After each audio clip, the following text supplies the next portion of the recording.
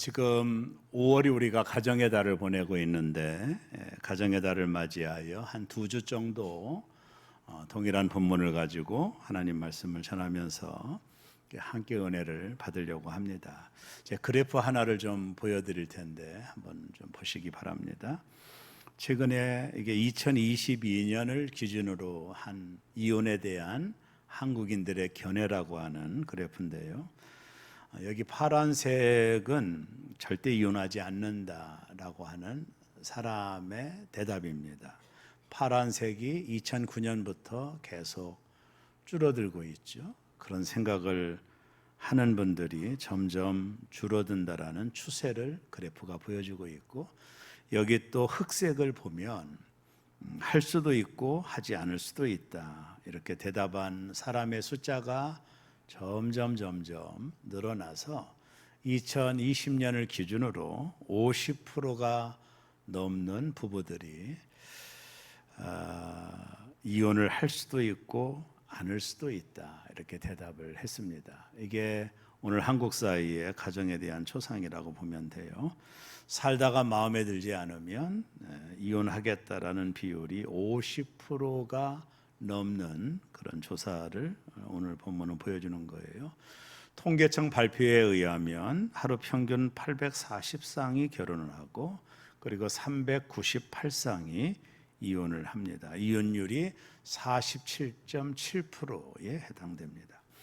OECD 국가 중에 당연 1위입니다. 러시아 소설가였던 톨스토이가 행복한 결혼 생활에서 중요한 것은 서로 얼마나 잘 맞는가 보다 다른 점을 어떻게 극복해 나가는 것이다 라는 말을 했습니다. 그러나 오늘 이 시대가 거의 한 50% 가까이 결혼하다가 이혼하는 비율이 있기 때문에 정말 피치 못한 상황으로 서로 헤어짐을 겪은 분들도 이 시간에 아울러 위로해드리고 싶습니다. 일의 언니라고 하는 분이 쓴 이혼 후 다시 웃다라고 하는 책을 그런 분들은 한번 읽으셔서 또 용기를 얻고 또 위축되지 않기를 바랍니다. 5월은 가정의 달입니다. 지금 한국 사회는 가정의 위기를 겪고 있다라고 진단할 수 있어요. 가정은 국가를 지탱하는 최소의 기관입니다. 이 기초가 무너지면 국가 전체가 무너질 수 있는 최소 단위가 가정이라는 것이거든요.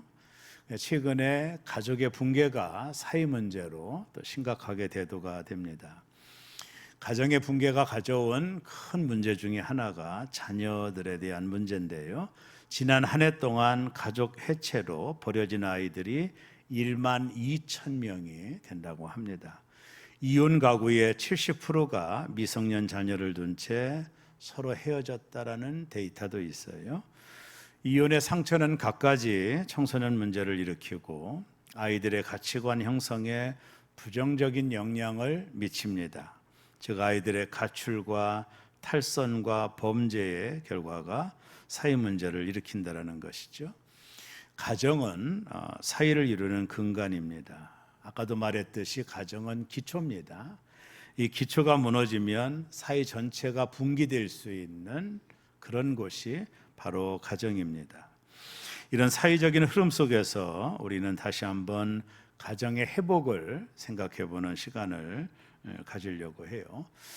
하나님이 천지 만물을 창조하시고 아담을 흙으로 지으셨죠. 그리고 하나님은 좋았더라, 하나님이 형상대로 지음받은 아담을 향하여 좋았더라고 하셨는데, 에덴 동산에서 아담 혼자 홀로 있는 것을 보시고 하나님이 좀 마음이 아프셨던 것 같아요. 아담을 잠을 자게 하고 그의 갈비뼈로 여자를 만듭니다. 그 여자가 하와입니다. 둘이 에덴 동산에서 한 가정을 이루게 되었는데, 그때 하나님은 뭐라고 말씀하셨느냐면 심히 좋았더라 그랬습니다. 그래서 가정은 심히 좋은 것입니다. 우리 새롬의 모든 성도들의 가정마다 심히 좋은 축복이 있기를 주의 이름으로 축원합니다. 저는 오늘 이 시간에 건강한 가정이란 과연 어떤 가정을 의미하는지 미국 네브래스카 주립대학의 스티네트 교수가 행복한 가정의 6가지 공통점을 말씀을 했습니다. 이분은요, 3천 가정을 샘플로 정해놓고 오랜 기간 동안에 이 3천 가정들 중에서 건강한 가정, 행복한 가정은 6가지 특징이 있다라는 것을 학문적으로 발표를 한 겁니다. 그래서 저는 오늘 그분의 이론을 중심으로 해서 오늘은 그 첫 번째 시간으로 한 3가지 정도의 건강한 가정의 요소를 말씀을 드리고, 다음 주는 이어서 나머지 3가지를 말씀을 드리면서 건강한 가정의 6가지 공통점에 대하여 함께 말씀을 나누면서 은혜를 받으려고 하는데요. 오늘은 그 3가지만 먼저 말씀을 드리려고 합니다. 이 스트네트 교수가 말하는 3천 가정을 샘플로 해서 건강하고 행복한 가정의 특징 6가지 중에 첫째는 감사하는 가정이다, 이렇게 말을 했습니다. 3천 가정을 선정해서 연구해 보니 행복한 가정, 건강한 가정의 첫 번째 요소가 감사하는 가정이라는 거예요. 가정 안에 감사가 많은 가정일수록 행복하고 건강한 가정이라는 것을 발견하게 되었다라는 것입니다. 여러분, 가족은 우리의 삶의 든든한 지원군이죠. 힘들 때 가족의 응원을 받으면 언제나 다시 일어설 수 있는 것이죠. 가족처럼 감사한 존재가 있을까요? 행복한 가정은 가족 서로 간에 고마움을 말이나 행동으로 자주 표현하는 가정이 건강한 가정이고 행복한 가정이라는 거예요. 어떤 집사님이 재미난 이야기를 했는데요, 저의 집사님의 가정은 연말이 되면 가족 시상식을 한대요. 어떻게 하느냐고 물어봤더니 방법은 가족 한 사람씩 모두에게 상을 준답니다. 근데 그 상의 이름이 이런 겁니다.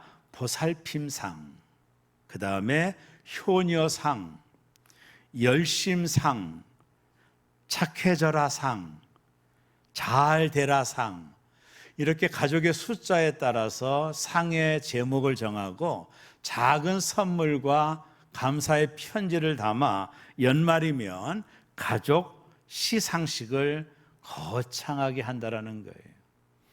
그러면서 그 집사님 말이 우리 가정은 너무나도 행복합니다. 그래서 연말이 되면 가족 시상식에 좋은 상을 받기 위하여 가족 전체가 함께 노력을 한대요. 그러면서 저희 가정은 날마다 행복합니다, 이런 얘기를 하더라고요. 여러분, 스피네트 교수는 행복한 가정에는 가족 간에 서로 감사가 넘쳤다라는 거예요. 이게 3천 가정을 샘플로 해서 나타나는 첫 번째 상황이에요. 감사가 넘치는 가정이 행복하다라는 겁니다. 우리나라 말에 이런 말이 있습니다. 샘이 마를 때까지는 물의 가치를 결코 알지 못한다. 샘이 풍성할 때는, 물이 풍성할 때는 샘의 가치를 모르다가 그 샘이 가뭄으로 마르게 되면 비로소 샘의 가치를 안다라는 뜻이죠. 가족이라고 하는 것은 늘 함께 있기 때문에 감사를 모를 때가 많다라는 거예요. 그러나 가정이야말로 서로가 서로에게 얼마나 감사하는 곳입니까? 여러분, 부모가 없는 자녀가 가능합니까? 우리는 항상 가까이 있기 때문에 감사를 놓치기 쉽다라는 거예요. 부부간에도 얼마나 감사가 있어요. 서로가 감사가 넘칠 때 아내는 남편에게, 그리고 남편은 아내에게, 또 자녀는 부모님들에게 서로가 감사가 넘칠 때 행복한 가정이라는 거예요. 여기 부부가 함께 앉으신 분들도 계신데 우리 한번 부부끼리 한번 해보겠습니다. 여보 고맙습니다, 이렇게 해보세요.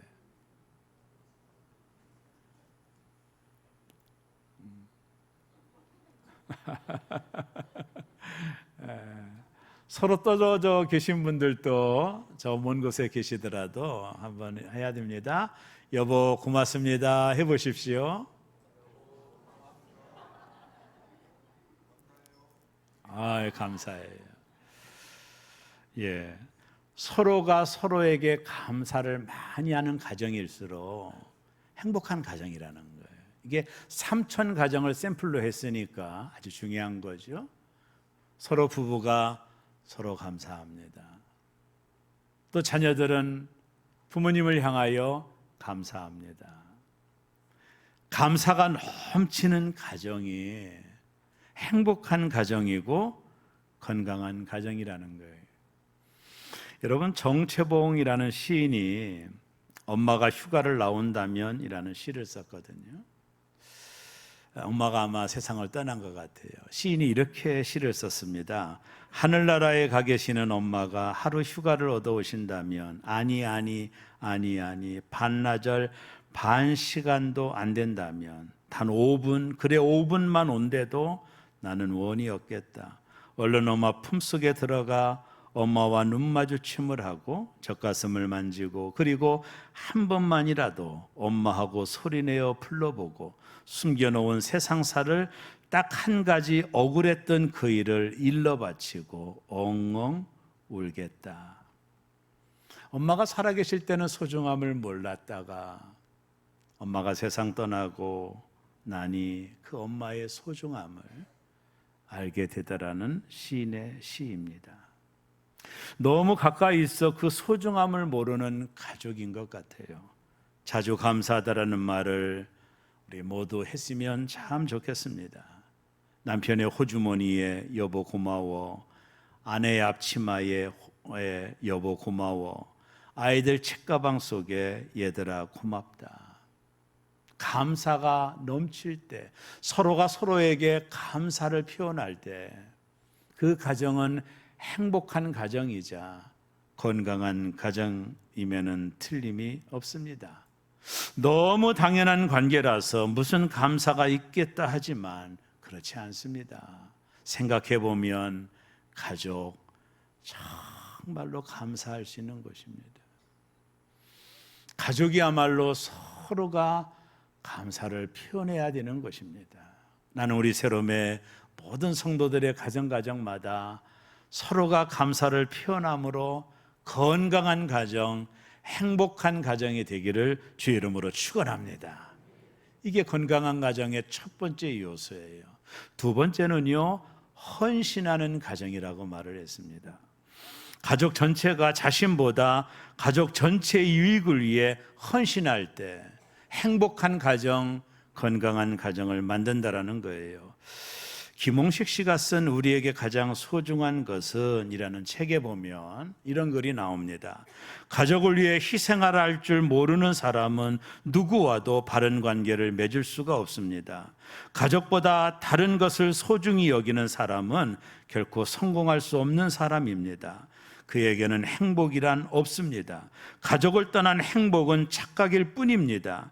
가족을 외면한 사람은 세상 어느 곳에서도 환영받을 수 없습니다. 가족은 세상의 기초이니까요. 가족을 위하여 서로가 헌신하는 거죠. 남편은 아내를 위해서, 그리고 아내는 남편을 위해서, 부모는 자녀를 위하여, 또 자식은 부모를 위하여 서로가 헌신하고 희생할 때 그 가정은 행복하고 건강한 가정이 된다는 것입니다. 오랜 세월을 함께한 부부가 성지순례를 예루살렘으로 갔습니다. 그들이 예루살렘에 머무는 동안에 갑자기 부인이 세상을 떠났어요. 큰 낭패죠. 그때 현지 장의사가 남편에게 이런 말을 했습니다. 당신 부인을 고국으로 운구하는 데는 5,000달러가 들어갑니다. 그렇겠죠. 그러나 여기다가 이스라엘에다가 묻으시면 150달러 정도면 여기다 묻고 장례를 할 수 있습니다라고 말을 했습니다. 남편이 한참을 고민을 합니다. 그리고 장의사에게 말을 했어요. 내 아내를 한국으로 운구해 달라.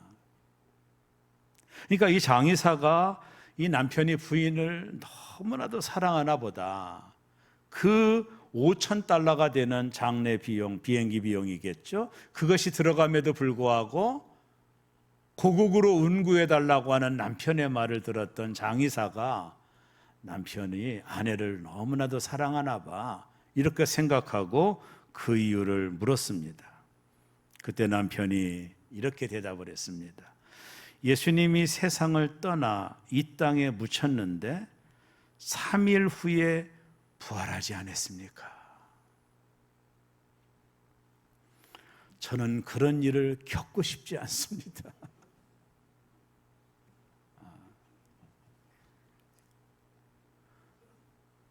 아직도 웃지 못하는 분들은 뭐가 심각히 문제가 있는. 여러분, 가족이라고 하는 것은 서로의 헌신이죠. 아이들이 아빠 엄마 놀아줘 하면 놀아줘야죠. 자녀를 위하여 시간을 내고 헌신하는 거죠. 이렇게 헌신도가 높을수록 그 가정은 건강하고 행복한 가정이라는 거예요. 여러분, 세상 유머가 하나 있습니다. 재미난 이야기 있는데요, 그냥 들어보세요. 장가간 아들은 큰 도둑, 시집간 딸은 예쁜 도둑, 며느리는 좀도둑, 손자들은 떼강도. 이렇게. 이 말도 어느 정도 이해가 되는 것 같아요. 이게 세상이 말하는 거겠죠. 이 가족이라고 하는 것은 서로 헌신도가 높을 때 건강한 가족이요 행복한 가정을 이룬다라는 겁니다. 제가 존경하는 심리학자인 스턴버그가 사랑의 삼각형 이론이라는 것을 발표를 했거든요. 발달 심리학을 공부하다 보면 나오는 내용인데요, 여기 삼각형이 이게 이제 가장 귀한 것은 이 삼각형의 형태를 갖추고 있는 가정이라는 거예요. 한 변에 보면 친밀감, 그 다음에 열정, 그리고 헌신이 나옵니다. 성숙한 사랑이란 친밀감과 열정과 헌신의 세 가지 요소가 모두 이렇게 삼각형으로 작용될 때, 그때 성숙한 사랑이 가정 안에서 이루어진다는 거거든요. 좋아만 하면 친밀감만 있는 것이고, 헌신만 있으면 공허한 사랑이 되고, 얼빠진 사랑은 열정과 헌신만 있는 것이고, 성숙한 사랑이란 친밀감과 열정과 헌신이 고루 있을 때, 그게 성숙한 사랑이라는 거예요. 여러분, 가족은 이런 성숙한 사랑으로 한 공동체를 이루는 것이 가정이거든요. 저는 전에 룻기서를 보면서, 이 룻기서는 짧은 성경이지만 여기에 주인공들의 철저한 헌신들이 기록되어 있거든요. 룻이라고 하는 여자는 남편을 잃어버리고 어머니를 따라 시어머니를 따라 시어머니의 고향으로 쫓아오거든요. 이게 룻의 완전한 헌신이거든요. 그리고 기업 물을 자로 있었던 보아스는요, 이 룻의 가정에 온전한 헌신을 합니다. 여기 나오는 룻기의 모든 주인공들은 서로가 서로에게 헌신하는 모습이 나타나요. 성경은 어떻게 결말을 짓습니까? 그의 가정에서 낳은 아들이 다윗의 조상이 되고, 그리고 예수님의 조상이 되는 복을 룻의 가정이 받거든요. 서로가 서로에게 헌신할 때 이런 아름다운 역사를 만들어낸 거거든요. 사랑하는 새롬의 성도 여러분, 모든 성도들의 가정마다 서로가 서로에게 헌신하고 서로가 서로에게 희생이 높은 가정일수록 그 가정의 건강도는 높고 행복의 지수가 올라간다라는 것입니다. 그래서 저도 지금부터 아내에게 헌신하는 남편이 되기로 결심을 했습니다. 어떤 기관에서 공처가를 뽑는 대회가 있었어요. 그래서 남편들 중에 공처가에 대표 공처가를 누가 공처가 중에 왕이냐, 그래서 동상과 은상과 대상을 뽑았습니다. 자, 동상은 누가 되느냐 하면 아내가 나를 위해 무엇을 할지 생각하기 전에 내가 아내를 위해 무엇을 해야 할지 먼저 생각한다. 이게 동상이에요.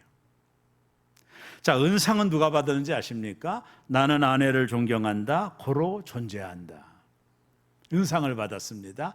대상은 누가 받았느냐 하면 내일 지구가 멸망한다 해도 나는 오늘 설거지, 청소, 빨래를 할 것이다. 이게 대상을 받았습니다. 저도 대상을 좀 받고 싶습니다. 가정 안에서 가족이 서로를 위하여 헌신할 때, 서로 희생할 때 행복한 가정을 만들며 건강한 가정을 만든다는 거예요. 셋째, 교통하는 가정입니다. 여기서 교통이란 가족 간의 대화를 의미하거든요. 이 부분이 상당히 중요한 부분이라고 봐요. 소통이 일어나는 가정입니다. 제가 목회하면서 건강한 가정, 문제가 없는 가정의 특징 중에 하나가 이 커뮤니케이션이 잘 되는 가정이라는 것을 발견하게 돼요. 부모와 자녀 간의 깊은 얘기도 나눌 수 있는 가정. 여러분, 부모와 자녀와의 대화가 단절된 가정은 상당한 리스크가 있어요. 여러분, 한 15년 전인가 이런 신문 기사를 봤습니다. 고3 딸을 둔 가정에서 있었던 일인데, 거실에서 부부가 재미나게 연속극을 보고 있는데 아이는 방 안에 있었어요. 근데 아이가 시험 성적이 나빠서, 학력고사 점수가 나빠서 방 안에서 고민하고 있었습니다. 그걸 알만한데도 부모는 그걸 케어하고 돌보지 않아요. 나중에 아이가 아무런 인기척이 나지 않아 방문을 열고 들어가 봤더니 고3 딸아이가 목을 매달아서 자살을 했습니다. 이게 부모와의 대화가 단절된 자녀의 모습이에요. 여러분, 유대인의 교육이라고 하는 책을 읽어보면 그 유대인들의 교육의 가장 큰 특징이 식탁 공동체거든요. 저녁 시간 같은데 식탁을 차려놓고 아이들과 함께 대화를 하는데 적어도 2시간, 3시간의 대화를 매일 한다고 그럽니다. 부모는 어떤 일이 있어도 이 시간에 빠지지 않는데요.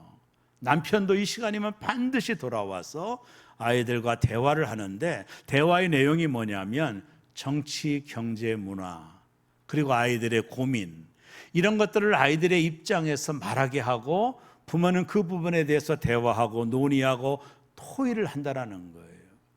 유대인들의 사고방식을 보면 이 어렸을 때부터 부모와의 대화를 통해 논리적인 아이로 키워지고 세상을 바라보는 관점을 배우기도 하고, 살면서 어려운 고민이 있을 때마다 털어놓음으로 인하여 부모가 그 부분을 해결해 주는, 그러니까 대화와 소통이 되니까 아이들의 문제가 없더라는 거예요.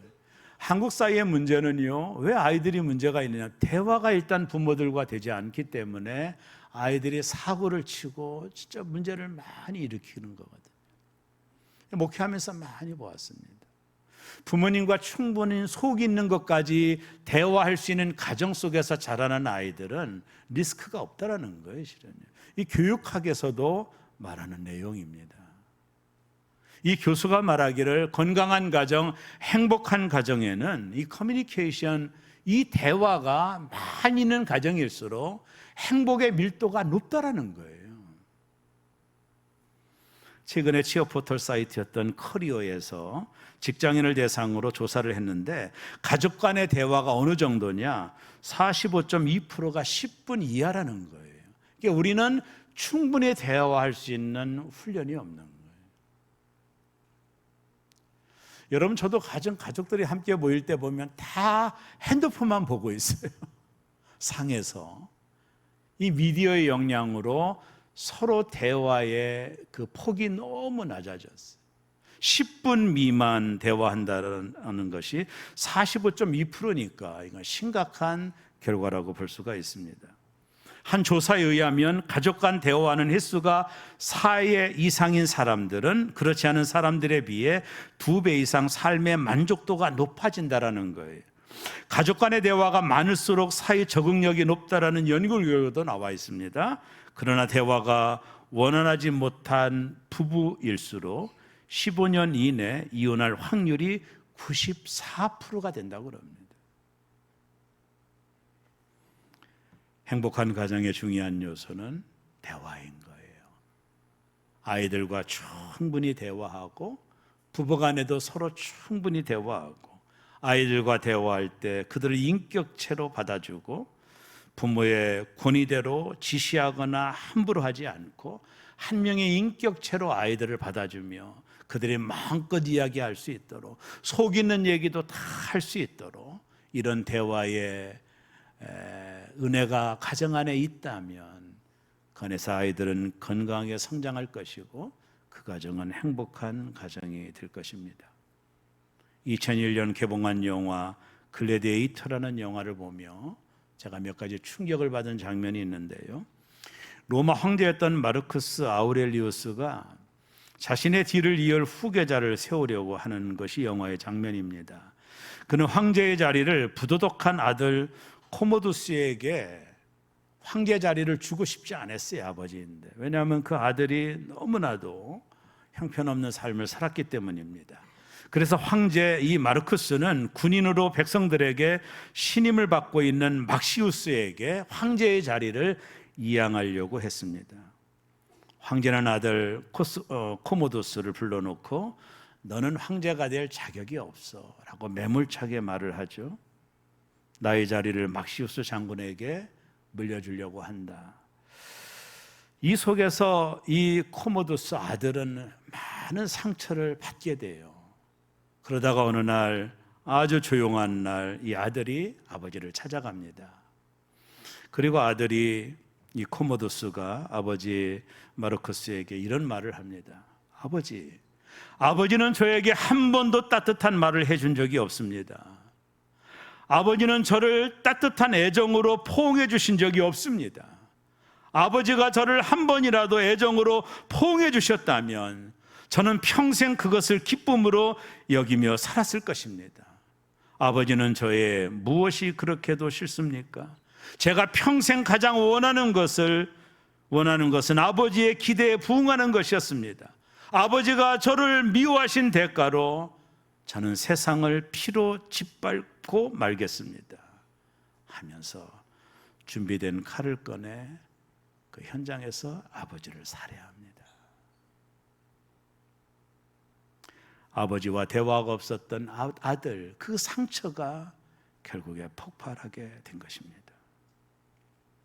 부모는 대화를 통해 자녀를 격려해야 됩니다. 가정에서 끊임없이 소통이 일어나야 됩니다. 소통이 되지 않으면 가정의 위기가 찾아오는 것입니다. 부모 교육의 대가였던 이명주 교수가 이런 말을 했습니다. 가족 간 소통은 세상과 소통하는 초석이다. 그리고 아이 수준에 맞춰 대화하고 우산처럼 아이의 불안을 막아주는 역할을 부모가 해야 한다. 최근에 TAP 요법이라는 것을 발표한 이영숙 박사가 있어요. 이게 한국인들이 대화에 익숙하지 않기 때문에 개발한 이론입니다. 한번 사진을 보여주면은요, 그 있죠. 이영숙 박사의 TAP 요법의 사진을 좀 한번 보여주세요. 여기 보면 이 한국인들이 가족 간의 대화가 너무 약해서 그것을 해결하는 방법으로 4단계를 이영숙 박사가 설명을 하거든요. 첫 번째 단계가 감사하기. 이게 대화를 열어가는 요소입니다. 상대방에게 감사를 표현함으로 오해와 선입견을 내어놓고 마음을 열게 하는 단계라는 거예요. 그러니까 대화를 하기 전에 먼저 상대방에게 감사를 표현하는 것이 먼저가 중요하다는 거예요. 두 번째 단계가 용서 구하기입니다. 자신의 실수를 인정하고 반성하는 표현을 하는 거예요. 이럴 때 비로소 진정한 대화를 나눌 수 있는 마음의 문이 열린다라는 거거든요. 세 번째는 요청하기입니다. 자신이 원하는 바를 정확하면서 긍정적인 태도로 요청하는 단계가 세 번째 단계고, 네 번째 단계는 내 마음을 표현하기입니다. 거짓 없이 감정을 솔직하게 표현하기죠. 좋았던 느낌은 물론 서운한 감정을 긍정적으로 이야기하면서 친숙한 단계로 나아가는 이 네 가지 단계를 통해 멈췄던 가족 간의 대화를 회복하라는 거예요. 저는 오늘 가정의 달을 맞이하여 이 세 가지, 6가지 중에 3가지 말씀을 나눴습니다. 감사하는 가정, 그리고 헌신하는 가정, 교통, 대화하는 가정이 행복한 가정이요, 건강한 가정이라는 거예요. 행복한 가정은 그냥 이루어지지 않습니다. 화초를 가꾸고 정호를 관리하듯 시간을 들이고 애정을 갖고 참고 사랑하며 만들어가는 것이죠. 자동차 왕이었던 헨리 포드가 80세의 생일을 맞이하여 디트로시 시에서 생일 파티를 했습니다. 수많은 외부인사들이 생일의 잔치에 참여했어요. 그의 명예, 그의 부, 성공을 부러워하는 사람들이 많았습니다. 한 기자가 질문을 했습니다.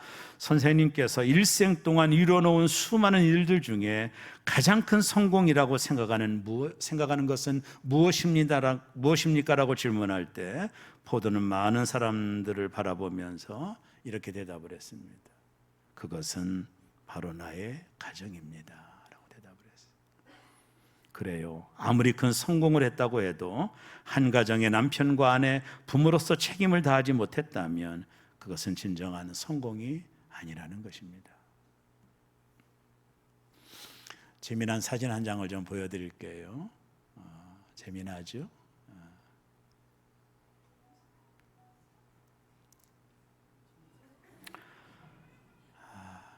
5월달을 맞이하여 아내 말을 잘 듣자, 주는 대로 먹어라, 나도 언젠가 쓸모가 있겠지. 우리가 좀 기대하시고 포기하지 마시고 서로 감사하고 또 서로 헌신하고 그리고 서로 교통하는 가정이 되었으면 좋겠습니다. 영상 하나를 보도록 하겠습니다.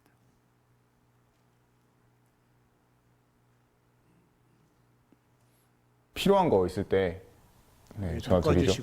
아니요, 필요할 때만 한 번씩 드립니다. 그렇게 자주는 아닌 것 같고 한 번씩 한 일주일에 2-3번?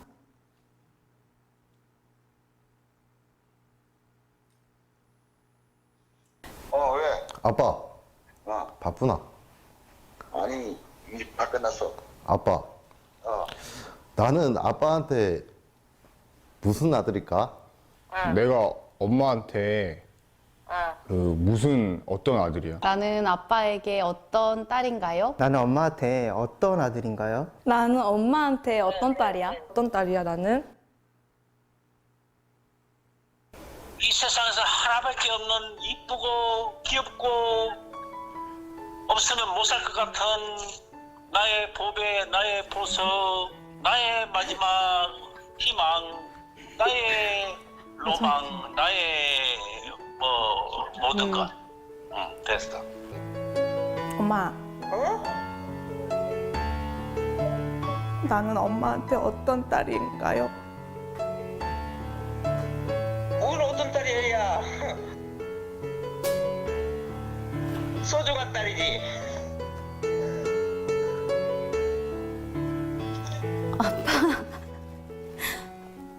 왜?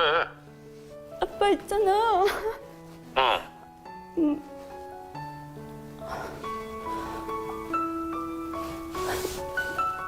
사무실에서 뭔 일 있었어? 아니. 그럼. 아빠. 야, 물어보고 싶은 게 있는데 나는 아빠한테 어떤 딸이야? 제일 이쁜 소리지 왜?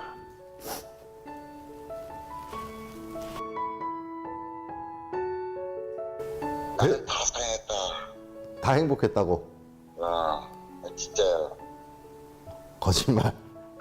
아니야, 나는 그렇지 않아. 나를 키우면서 가장 행복했던 순간이 언제야?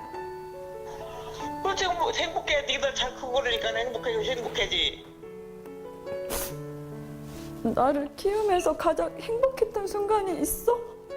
당연히 있지. 항상 행복했어. 나 태어났을 지금까지? 때부터 지금까지? 항상 행복했어. 가끔 네가 속을 썩일 때는 좀 속상하기는 했지만 그래도 항상 행복해. 어디서 엄마가 너 같은 딸을 얻겠냐. 절대 힘들지 않았지. 나는 우리 아들이 있어서 행복했지. 지금도 우리 아들이 건강하니 잘하고 있으면 나는 그걸로 감사하게 생각하고 있지. 미안한 적 있지? 언젠데? 없이 살면서 니들 마음대로 못 먹이고 그런 것이 걸리지 뭐. 키울 때는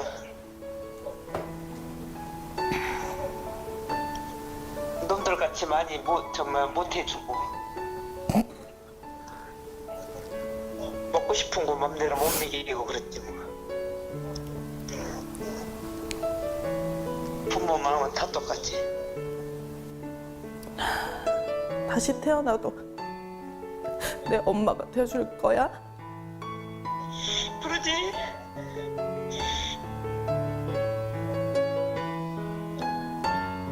그럼 다시 태어나도 우리 아빠가 될 거야?